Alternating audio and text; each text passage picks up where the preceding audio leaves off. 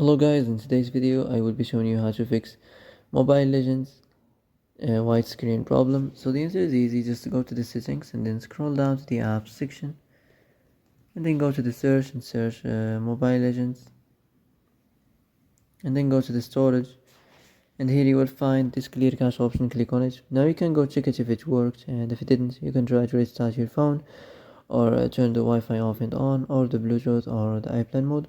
Also you can try to clear data, but be careful. If you clear data, all these applications data will be deleted. This includes all files, the settings, the accounts, the databases, etc. So be careful if you want to clear your data.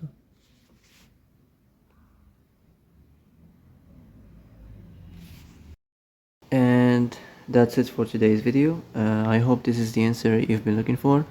If you like this video, don't forget to like and subscribe, and see you in the next video. Thanks for watching.